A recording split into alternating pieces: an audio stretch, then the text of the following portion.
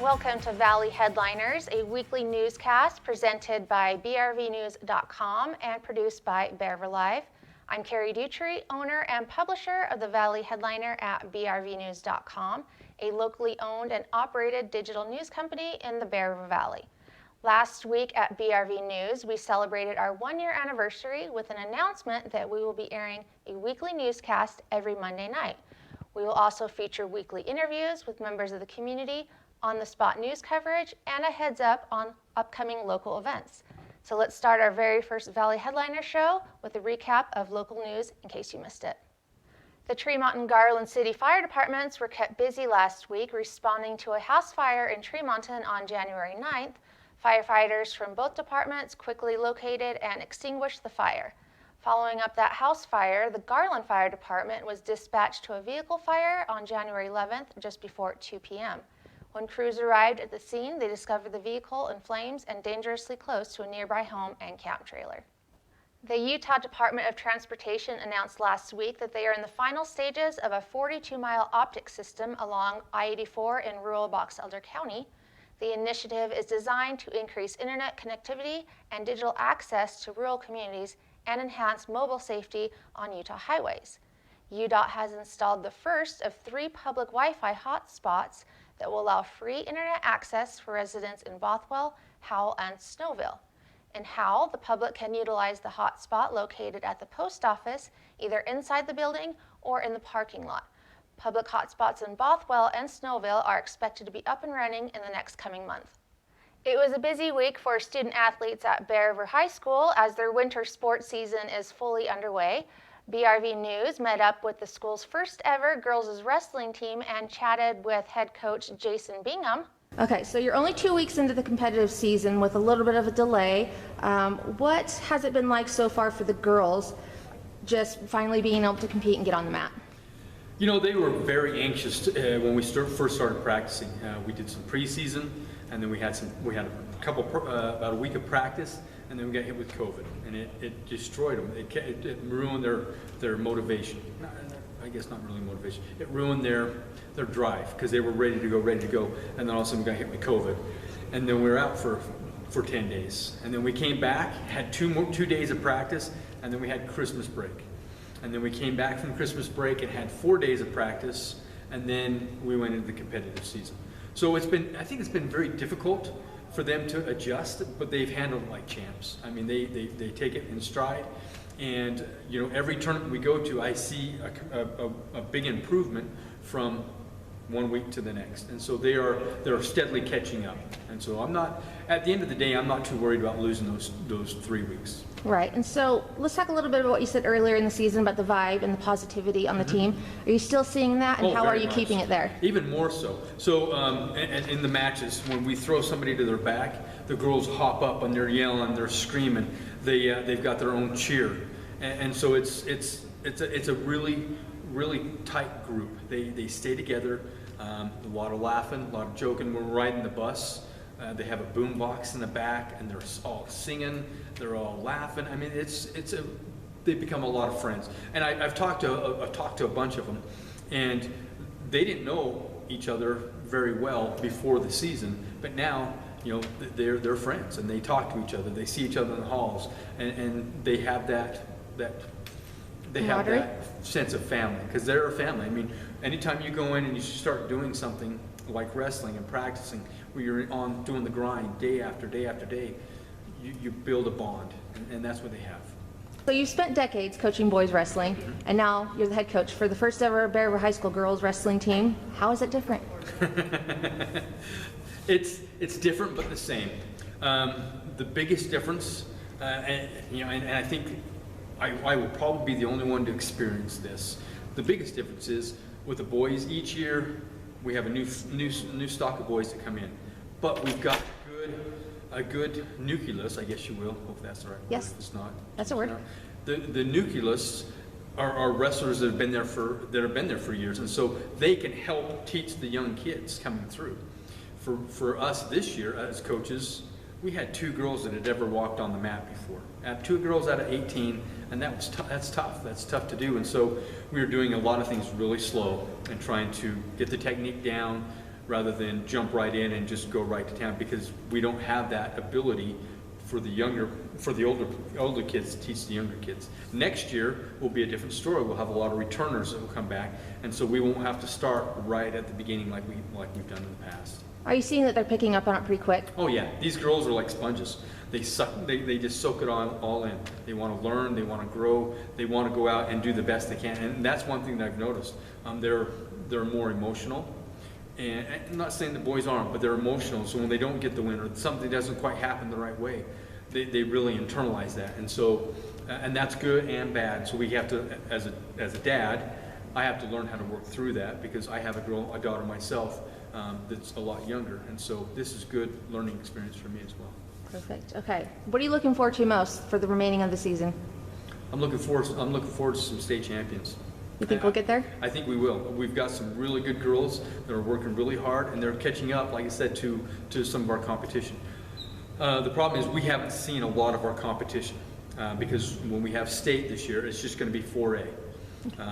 And so, but most of the tournaments we go to are 5A, 6A schools, and so we haven't seen a lot of 4A competition yet. When we have seen them, we've done fairly well against them. So, yeah. So will you see any more 4A competition this year before state? I'm hoping to. We have 2 more tournaments that are scheduled on the books right now. We're looking at getting some more duels in. I'm looking at getting some teams from down Ogden way and bring up and have them duelists. So. Coming up next week on our show, we will hear from the captains of the girls wrestling team, Sophia Miller, Tia Gonzalez, and Haley Farnsworth, and we'll introduce this year's team. Last week in Bear River Sports, the Lady Bears Wrestling hosted against Skyview. They didn't have the greatest showing that they wanted, but they followed it up with a duel in Farmington. They call it the Lady Phoenix Duels. That was against 15 other schools out of 15 schools. They ended up with 3rd place, so pretty good to end the week on for Lady Bears Wrestling. If you want to follow a little bit more on what all they're doing and see some of their matches, we've tried to get something scheduled on, but everything with the pandemic and everything that's going on, it's being a little bit harder to schedule all this stuff in. But if you go follow their Facebook group, BRHS Girls Wrestling, they have their matches all on there on Facebook. So moving to the boys wrestling, they had a duel against the Mountain Crest Mustangs, which usually determines who's going to get first and second in region. And Mountain Crest, there's a reason why they are in the top 4 pretty much every year at state, because they're a very good wrestling team. They ended up beating the Bears 50-21. Wilcox got a win at 6-3, and you had 3 pins, so 3 SodaFix pins, won by Kason Byrne, Braxton Christensen, and Carson Pond. The Valley headliner caught up with them to talk about their matches, and here it is. What does it feel like finally getting back on the mount and being able to compete this season? Oh, it feels great. Like, this is all I've ever wanted, just a good senior season where I feel healthy and, ready to wrestle and hopefully go for the state championship that I've always wanted. So. The Mountain Crest meet, because we know they're a traditionally tough team, Yeah, especially in for 4A. How do you guys prepare yourself mentally and physically to get ready for this? Just all practice all week, honestly, all year. Like, we prepared for this match, but staying after practice every day, visualizing before matches, visualizing during practice, stuff like that. Just like step by step through the match, pushing ourselves and pushing each other. So. What were some key points in that match today that got you the win? Well, mental toughness for sure, because I didn't get the first takedown, and I've beaten before, so but I knew it was going to be a close match again. So we'll get a takedown before the second round ends. A little gas, but we're working on that still. 3 on top. Going to the match, I just thought I got to be a dog. I got to just outwork him. Sell out. So. There's a quick reversal. Wasn't too bad, was it? No, not at all. What do you do to get yourself ready for a big match like that against someone like Mountain Crest that are just good in 4A? Well, I'm a little different than most. I listen to super call music. and get my nerves super calmed down. I go out super calm and collected, not hot-headed or anything.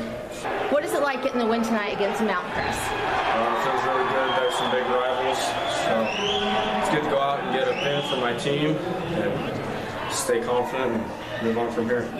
Honestly, just staying calm, not thinking about, oh, I'm behind, like I gotta hurry and move. Staying calm, working my stuff, and just feeling this pressure, really getting to know him as a wrestler. How do you prepare yourself mentally and physically for a match like this? I just like listening to music that I like and just calms me down and gets me ready for the match. What kind of music do you listen to? Calming? I listen to sad music before matches. Just Really? Gets me calm and stuff. But getting this big win against Mountain Crest, how does it feel? It feels great. I think that's my first win ever against Mountain Crest, so it feels amazing. Take down there's 2 points. What is the team spirit like going into a meet like this against Mountain Crest, that are traditionally a tough team? It's immaculate. It's like the most nerves you'll ever feel in your whole entire life. And BRV News has brought out their Student Athletes of the Week, and one being Carson Pond. Like I mentioned before, he got a pin against the Mountain Crest Mustangs. We got his highlights, quick highlights, right here.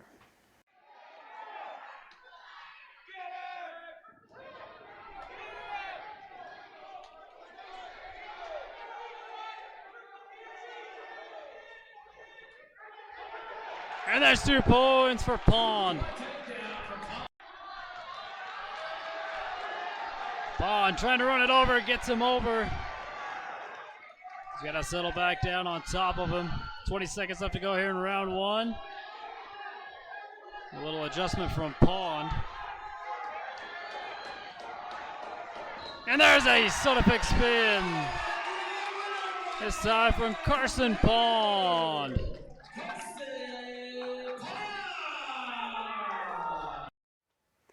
Congratulations to Carson Pond for the pin and being named the Student Athlete of the Week. Let's move on to girls basketball. They had their region opener against Skyview.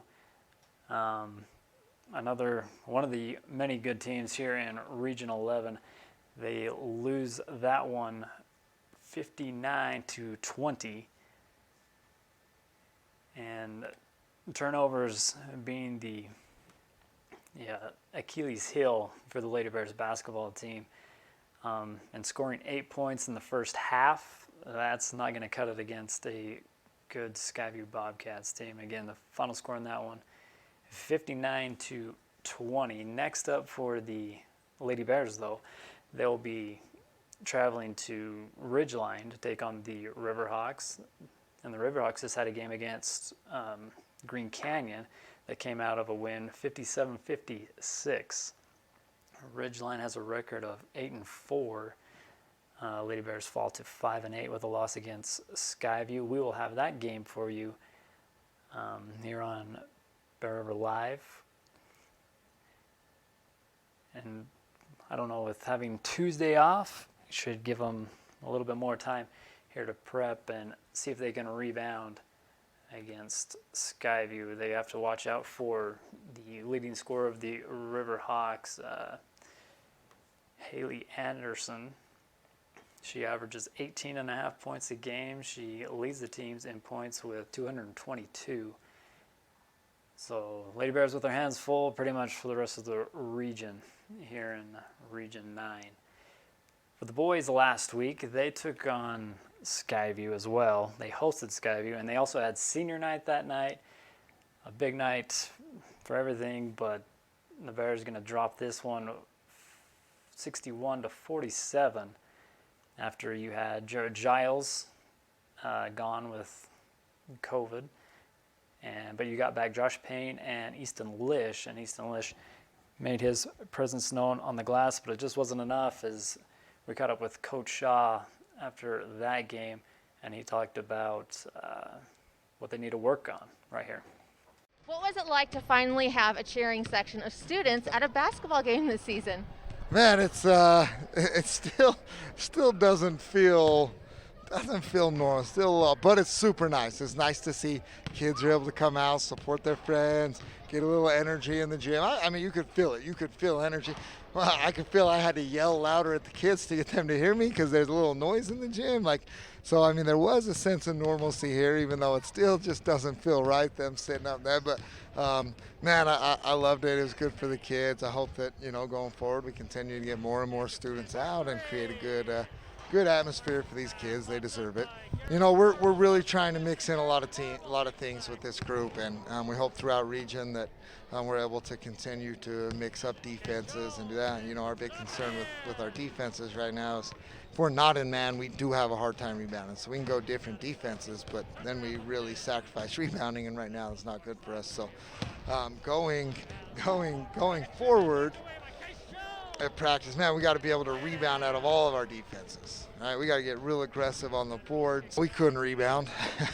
I mean, they got some big bodies in there, and we let them get position, and we tried to jump with them. They're just taller, longer than we are, and they really, they just got us on the boards, and how we've been able to pull some of those things down and knock down some shots. I mean, we're right there. I mean, we actually played pretty well. We played hard. I mean, it just came down to really those rebounding, knocking down shots, those two things. If we can improve those things, I think that this is a team we can play with. Chase Jacobs in for three. And the Bobcats back the other way, splits the defense, got caught too far under, and nobody rebounded on the Bears side. Sorensen with the pump fake, looking for somebody. Gets it knocked away, he'll take it back. Oh, what a pass to Case Jones, but blocked away by Saxton inbound, gets it in. And in and out on the shot. And the putback. Back over to Marble. And there's a good play! Kicks out to Payne, now into the corner. Barfus, flurry, gets it to go. Payne. Here's a kick out to Lish. Gets it down. Case Jones with a good move inside. Puts in 2 points. Top of the key. Deep three by Lish. And it goes! Line Adams back. We can be real competitive in this region, but that's what it's going to come down to for us. Can we close possessions? If we can close possessions, we can win games here. Payne from the free throw line. Puts it up and in. Josh Payne. Too short. And the rebound, Alec Callister. Time running out. Gets it over to Sorensen. Barfus, 3. Got it! And so with that 61-47 loss for the Bears, they moved to 7-5 on the year. Coming up for them on Wednesday, they will be hosting Ridgeline. The Riverhawks have a record of 6-7. They won 65-49 over Green Canyon last week. So another tough battle here in Region 11. For that Skyview game, leading in points was Case Jones with 14. Again, Easton Lish leading in rebounds with 5. And it'll be good to have Jarrett Giles back here for the Ridgeline game. Up next for Bear River Sports, and starting on Tuesday, you'll have the swimming with a home meet. It's also senior night for them as well. They'll be hosting Bonneville. A region drill competition will be going on. And then we move to Wednesday, girls wrestling will be at Green Canyon. But like I says, the boys will be hosting Ridgeline. Bear River Live will be there to cover that one for you. On Thursday, swimming will be at Tooele. Girls basketball will be at Ridgeline. Bear River Live will have you covered with that one. Also, wrestling will be hosting Ridgeline again on Thursday and Friday. More boys basketball. They head over to Hiram to take on the Mountain Crest Mustangs, which their season's not going quite as well as they hope, but you never rule the Mustangs out. And Saturday on the 23rd, girls wrestling will be at the Lady Hawk Rumble. Coming up this week at brvnews.com, we will have a feature story on Sean Udy, a local man who made a big impact on the community and Bear River Middle School. Find out what his coworkers and friends shared with us and why he will be greatly missed by students and staff at the school. Check out brvnews.com every Monday morning for weekly lunch specials at the Bistro located inside Bear River Valley Hospital. We also post those weekly specials on our Facebook and Instagram pages every Monday. Here's what's on the menu this week.